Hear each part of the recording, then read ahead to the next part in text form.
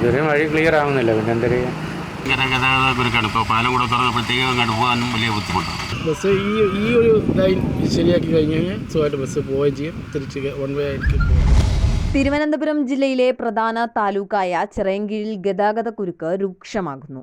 പുതിയ മേൽപ്പാലവും ലക്ഷങ്ങൾ ചിലവഴിച്ച് നിർമ്മിക്കുന്ന ബസ് സ്റ്റാൻഡിന്റെയും നിർമ്മാണ പ്രവർത്തനങ്ങൾ വളരെ മന്ദഗതിയിലാണ് ഇവിടെ നടക്കുന്നത്.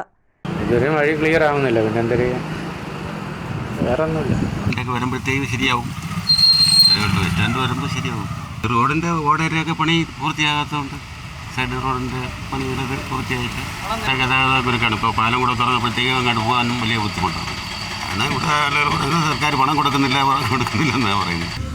ഈ റോഡ് ബൈ റോഡ് ശരിയാക്കുക. ബൈ റോഡ് ശരിയാക്കി കഴിഞ്ഞ് കഴിഞ്ഞാൽ സുഖമായിട്ട് ബസ്സിന് പോകും. ഈ ഒരു ലൈൻ ശരിയാക്കി കഴിഞ്ഞ് കഴിഞ്ഞാൽ സുഖമായിട്ട് ബസ് പോവുകയും ചെയ്യും, തിരിച്ച് വൺ വേ ആയിട്ട് പോകാം.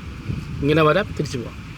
സമീപത്തെ ചിറയൻകീഴ് താലൂക്ക് ഗവൺമെന്റ് ആശുപത്രിയിലെത്തുന്ന രോഗികളും ഇതുമൂലം കഷ്ടത അനുഭവിക്കുകയാണ്. അത്യാസന്ന നിലയിലുള്ള രോഗികളുമായി എത്തുന്ന ആംബുലൻസുകൾക്ക് പോലും ആശുപത്രിയിലെത്താൻ കാലതാമസമെടുക്കുന്ന രീതിയിലുള്ള ഗതാഗത കുരുക്കാണ് ഇവിടെ അനുഭവപ്പെടുന്നത്. ഇവിടെ ചെറുതും വലുതുമായ അപകടങ്ങൾ പതിവായിരിക്കുകയാണ്. ഇത്രയൊക്കെ സംഭവിച്ചിട്ടും പൊതുമരാമത്ത് വകുപ്പും ജനപ്രതിനിധികളും ഇതിനൊരു പരിഹാരം കാണാതെ നോക്കുകുത്തികളായി തന്നെ തുടരുകയാണ്. വിസ്മയ ന്യൂസ്, ചിറയൻകീഴ്.